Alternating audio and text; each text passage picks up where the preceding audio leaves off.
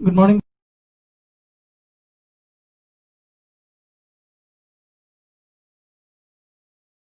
Students. तो स्वागत है आपका हमारे YouTube channel Ojaswini career institute Jaipur. आज हम इसमें पढ़ने जा रहे हैं ड्यूल एंट्री सिस्टम, दोहरा लेखा प्रणाली, और इसके बारे में हम यहाँ पे डिटेल से चर्चा करेंगे। पहले हमने देखा था, पहले वाले लेक्चर्स में हमने देखा था कि हमारे लिए अकाउंटिंग के बेसिक टर्म्स यानी लेखांकन की आधारभूत शब्दावली को समझना कितना आवश्यक था, और हमने सभी लेखांकन शब्दावली को, सभी लेखांकन के आधारभूत शब्दों को एक एक करके समझ लिया।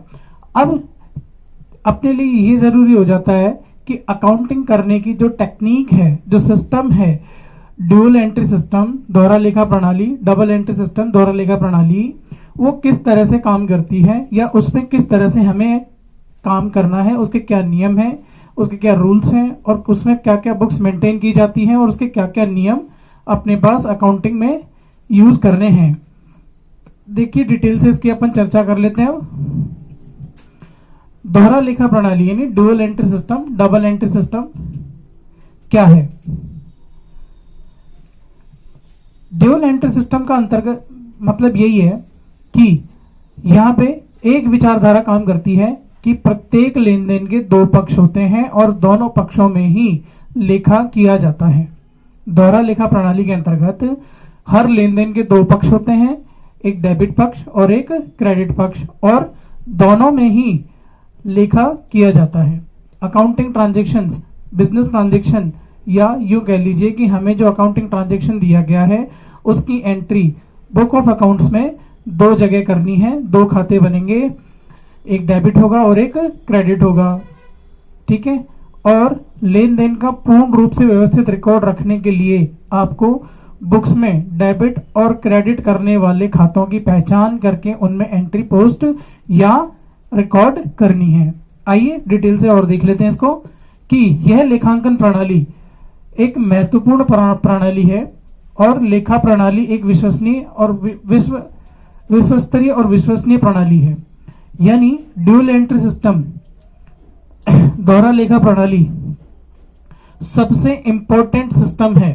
Dual entry system, double accounting system, double entry system हमारे पूरे विश्व में अकाउंटिंग के काम में लिया जाने वाला सबसे महत्वपूर्ण अकाउंटिंग सिस्टम है, और सबसे रिलायबल और सबसे किफायती, सबसे रिलायबल, सबसे किफायती और सबसे ज्यादा विश्वसनीय, यानी आप जिस पर सबसे ज्यादा भरोसा कर सकते हो अपने ट्रांजैक्शंस की शुद्धता के लिए, तो ऐसे ट्रांजैक्शंस की एंट्री करने के लिए डबल एंट्री सिस्टम, दोहरा लेखा प्रणाली आपके लिए सबसे उपयुक्त लेखा प्रणाली है। यह विचारधारा ये मानती है, दोहरा लेखा प्रणाली की विचारधारा ये मानती है कि प्रत्येक लेन देन में दो पक्षकार होते हैं, एक डेबिट करना है और दूसरे को क्रेडिट करना है। अब डेबिट किसको करना है, क्रेडिट किसको करना है, कहां पे एंट्री करनी है, कहां पे नहीं करनी, वो चीज अपन को देखनी है। तो जैसा कि मैंने पहले बताया आपको कि प्रत्येक लेन देन में दो पक्षकार होते हैं, एक पक्ष को डेबिट करना है और दूसरे को क्रेडिट में लिखना है, यानी एक तो डेबिट में लिखना है हमें और एक क्रेडिट में लिखना है। फिर इस प्रणाली में दोनों ही पक्षों में लेखा किया जाता है, यानी आपको डेबिट में भी एंट्री रिकॉर्ड करनी है और क्रेडिट में भी एंट्री रिकॉर्ड करनी है। फिर इसके अंतर्गत सभी व्यापारिक लेन देनों का पूर्ण रूप से लेखा लेखांकन पुस्तकों में यानी बुक्स ऑफ अकाउंट्स में किया जाता है। फिर लेखांकन पुस्तकों में व्यवहारों का लेखा दोहरा लेखा प्रणाली की मान्यताओं, नियमों और सिद्धांतों को ध्यान में रखकर किया जाता है। यानी दोहरा लेखा प्रणाली, डबल एंट्री सिस्टम या ड्यूल एंट्री सिस्टम जो रूल्स, प्रिंसिपल या मान्यताएं, कन्वर्टिज्म जो भी चल रहा है इनका, वो ध्यान में रखकर ही हमको इसके अंदर एंट्रीज पास करनी है। डेबिट क्या होगा, क्रेडिट क्या होगा, अकाउंट क्या है, कौन से अकाउंट को कब डेबिट करना है, कब क्रेडिट करना है, ये सब चीजें ध्यान में रख करके ही आपको अकाउंटिंग करनी है। फिर आगे देखते हैं, ये सिस्टम हमें बताता भी है कि इस प्रणाली में सभी प्रकार के खातों को व्यक्तिगत खातों, वस्तुगत खातों और नाम मात्र के खातों में विभक्त करके या नाम मात्र के खातों को खोल करके अकाउंटिंग ट्रांजैक्शंस को इन्हीं में रिकॉर्ड किया जाता है। भाई जितने भी अकाउंट आप पहचानोगे डबल एंट्री सिस्टम के अंतर्गत, जितने भी ट्रांजैक्शंस में अकाउंट पहचानोगे, जितने भी ट्रांजैक्शन में आप अकाउंट्स को पहचानोगे, उन अकाउंट्स को यहां पे व्यक्तिगत खातों में, वस्तुगत खातों में और नाम मात्र के खातों में विभक्त करना है आपको पहले तो, ठीक है। और इन व्यक्तिगत खातों, वस्तुगत खातों और नाम मात्र के खातों में विभक्त करने के बाद में ही एंट्रीज को बुक ऑफ अकाउंट्स में आपको रिकॉर्ड करना है। कैसे करेंगे ये अपन आगे जब प्रोसीजर पढ़ेंगे और डिटेल से, अकाउंटिंग करने का तरीका अपन जब पढ़ेंगे, नियमों को पढ़ेंगे, तब अपन इसको और गहराई से जान लेंगे, ठीक है। अभी तो फिलहाल यही जानना है कि इसमें करना क्या है। व्यवसायिक लेन देनों का पूरा रिकॉर्ड रखा जाता है। जो भी बिजनेस ट्रांजैक्शन होगा उसका पूरा रिकॉर्ड रखा जाएगा। अब पूरा रिकॉर्ड क्या, कैसे, डेबिट और क्रेडिट में पूरा रिकॉर्ड कैसे रखा जाएगा, अकाउंट खोलकर अकाउंटों के डेबिट और क्रेडिट साइड में रिकॉर्ड करके पूरे लेन देन का रिकॉर्ड रखा जाएगा। कैसे रखा जाएगा वो आगे अपन पढ़ेंगे, क्योंकि इसके अंदर ट्रांजैक्शन का origin, source document, entry, posting, presentation, ये सारी चीज आएगी, ठीक है। फिर व्यावसायिक लेन देनों का पूरा रिकॉर्ड तो रख लिया, और ये सभी रिकॉर्ड्स मैथमेटिकल कैलकुलेशन के हिसाब से सही हैं कि नहीं, लेन देन के हिसाब से हमारे ट्रांजैक्शन सही हैं कि नहीं, गणितीय शुद्धता की जांच करने के लिए, यानी आपने जो भी बैलेंस निकाले हैं, जो भी टोटल करे हैं खातों के, उनकी गणितीय शुद्धता की जांच के लिए ट्रायल बैलेंस बनाकर, क्या बनाकर, ट्रायल बैलेंस बनाकर खातों की गणितीय शुद्धता की जांच भी कर ली जाती है, ठीक है। ट्रांजैक्शन का रिकॉर्ड रखने के बाद में ये एक और काम है आपके लिए कि आपको खातों की गणितीय शुद्धता की जांच करने के लिए क्या करना है, ट्रायल बैलेंस भी बनाना है। कैसे बनाएंगे ये जब हम लेजर की पोस्टिंग कर लेंगे, उसके बाद समराइजेशन के पार्ट में ट्रायल बैलेंस बनाना हमको सिखाया जाता है, हम वो बनाएंगे, ठीक है। बाद में ट्रायल बैलेंस बनाने के बाद क्या, बनाने के बाद ट्रायल बैलेंस बनाने के बाद संपूर्ण लेखा वर्ष यानी पूरे अकाउंटिंग ईयर के लिए फेयर यानी कि उचित लाभ हानि की गणना करने के लिए बुक ऑफ अकाउंट्स और ट्रायल बैलेंस के माध्यम से व्यापार खाता यानी ट्रेडिंग अकाउंट और लाभ हानि खाता यानी कि profit and loss account, trading account and profit and loss account बनाया जाता है। ट्रायल बैलेंस बनाने के बाद में आपको ट्रू एंड फेयर प्रॉफिट या लॉस की कैलकुलेशन करने के लिए आपको ट्रायल बैलेंस की हेल्प से ट्रेडिंग अकाउंट और प्रॉफिट एंड लॉस अकाउंट बनाना पड़ता है। फिर व्यापार की आर्थिक स्थिति जानने के लिए क्या बनना है, बैलेंस शीट बनेगी। व्यापार की आर्थिक स्थिति जानने के बाद में क्या बनेगी, जानने के लिए क्या बनेगा, बैलेंस शीट बनेगी। और बैलेंस शीट बनाते समय अगर कोई और ट्रांजैक्शन आते हैं जो रहने से लिखने से रह गए हैं या फिर जिनका समायोजन करना है, एडजस्टमेंट करना है, बकायों का, अक्रूड का, प्रीपेड का, अर्नड इनकम का आपको एडजस्टमेंट करना है, तो वो एडजस्टमेंट भी हम लोग फाइनल अकाउंट्स बनाते टाइम कर लेते हैं। फिर इंपॉर्टेंट बात कि एंट्रीज किस में करनी है, इंपॉर्टेंट बात ये भी है कि एंट्रीज किस में करनी है। तो इस प्रणाली में एंट्रीज करने के लिए, अकाउंटिंग एंट्रीज करने के लिए मुख्य रूप से जर्नल, लेजर और कैश बुक रखी जाती है। मुख्य रूप से जर्नल, लेजर और कैश बुक रखी जाती है। इन्हीं बुक ऑफ अकाउंट्स में एंट्रीज की जाती है, ठीक है। अब एंट्रीज कर ली, बिजनेस का आपका आकार छोटा है तो कोई बात नहीं, अगर बड़ा बिजनेस है, ज्यादा ट्रांजैक्शन होते हैं, तो फिर ऐसे में इन 3 बुक्स के अलावा हमें बिजनेस में बुक ऑफ एंट्रीज में सब्सिडरी बुक्स को भी इंक्लूड करना पड़ता है। सहायक लेखा पुस्तकों को भी एंट्रीज के लिए रखना पड़ता है। और सहायक लेखा पुस्तकों में purchase book, purchase return book, sales return book, bills payable book और बिल रिसीवेबल बुक, फिर उसके बाद में जर्नल प्रॉपर, ये सब बुक्स भी आपके लिए बनाई जाती हैं। अकाउंटिंग बुक्स में ये सब बुक्स भी बनाई जाती है। तो यहाँ पे हमने देखा कि दोहरा लेखा प्रणाली पूर्ण रूप से एक वैज्ञानिक पद्धति है, पूर्ण रूप से एक बिल्कुल विश्वसनीय यानी एक भरोसा करने लायक सिस्टम है, और आप इसमें लेन देन का पूरा रिकॉर्ड रख सकते हैं। अब इसमें यह भी जान लिया हमने कि हाँ, बुक्स ऑफ अकाउंट्स कौन कौन सी होंगी, कि मेन रूप से, मुख्य रूप से हम लोगों को कौन सी अकाउंटिंग बुक्स रखनी पड़ेगी इसके अंदर, जर्नल, कैश बुक और लेजर बुक। अब ये 3 बुक्स रखने के बाद भी अगर आपके ट्रांजैक्शन रिकॉर्ड नहीं हो पाते प्रॉपर, देन सब्सिडरी बुक्स भी आप बुक ऑफ अकाउंट्स में रख सकते हो। लेजर से हम लोग ट्रायल बैलेंस बना लेते हैं इस सिस्टम के अंतर्गत, और ट्रायल बैलेंस बनाने के बाद में आप गणितीय शुद्धता की जांच कर लेते हैं। अगर टोटल बराबर सही आता है डेबिट और क्रेडिट का ट्रायल बैलेंस में, तो इट मीन्स आपका ट्रायल बैलेंस, आपकी जो खातों की गणितीय शुद्धता एकदम सही है। और अगर ट्रायल बैलेंस बनाने के बाद में आपको फेयरली प्रॉफिट या लॉस की कैलकुलेशन करनी है, तो P&L ट्रेडिंग अकाउंट बनाने के साथ साथ, या P&L ट्रेडिंग और P&L बनाने के साथ साथ, या अपने प्रॉफिट या लॉस की कैलकुलेशन कर लोगे।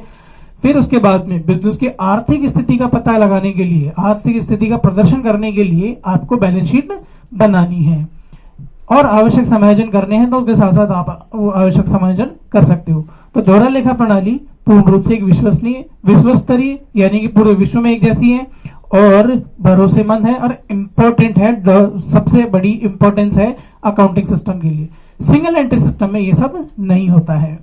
वहां हमने पहले देख लिया कि book of statement of affairs बनता है, और केवल कैश बुक या बैंक स्टेटमेंट के माध्यम से ही एंट्रीज को किया जाता है। लेजर भी प्रॉपर मेंटेन नहीं होते सिंगल एंट्री सिस्टम में, लेकिन डबल एंट्री सिस्टम में सब कुछ मेंटेन होता है। ठीक है, तो अब आगे अपन पढ़ लेते हैं इसमें कि जो हमने देखा था अभी यहाँ पे कि व्यक्तिगत खाते, वस्तुगत खाते और नाम मात्र के खातों को खोलकर उनमें एंट्री की जाती है। तो अब वस्तुगत खाते, नाम मात्र खाते और व्यक्तिगत खातों के क्या अकाउंटिंग रूल्स हैं, कैसे डेबिट और क्रेडिट करना है, क्योंकि हर लेन देन में 2 पक्षकार होते हैं और दोनों पक्षों में एंट्री करनी है, तो हमें खातों को भी पहचानना है और एंट्री को भी। अब अपन आगे जान लेते हैं। दोहरा लेखा प्रणाली के अनुसार बुक ऑफ अकाउंट्स में अकाउंटिंग कैसे की जाती है, कैसे खातों को क्लासिफाई किया जाता है, वर्गीकृत किया जाता है, व्यक्तिगत खातों में, वस्तुगत खातों में और नाम मात्र के खातों में। हमने पहले भी डेफिनेशन के अंदर ये पढ़ा था कि दोहरा लेखा प्रणाली के अनुसार एंट्रीज करने के लिए, खातों में एंट्रीज करने के लिए, बुक्स में एंट्री करने के लिए खातों को 3 प्रकार से बांट लिया जाता है, व्यक्तिगत खाते, वस्तुगत खाते और नाम मात्र के खाते। और इन खातों में दोहरा लेखा प्रणाली के अनुसार जो नियम बताए गए हैं, जो सिद्धांत बताए गए हैं एंट्री करने के लिए, उन सिद्धांतों का पालन करते हुए हम ट्रांजैक्शन में आइडेंटिफाई होने वाले अकाउंट्स को डेबिट क्रेडिट कर लेते हैं। प्रत्येक लेन देन में 2 पक्षकार होते हैं, डेबिट और क्रेडिट, 2 पार्टीज होंगी, 2 पक्षकार होंगे, डेबिट और क्रेडिट होंगे। कौन सा खाता डेबिट होगा, कौन सा खाता क्रेडिट होगा, वो इन नियमों के आधार पर निर्णय लिया जाता है। तो यहां पे पहला जो खाता है वो है व्यक्तिगत खाता, पर्सनल अकाउंट।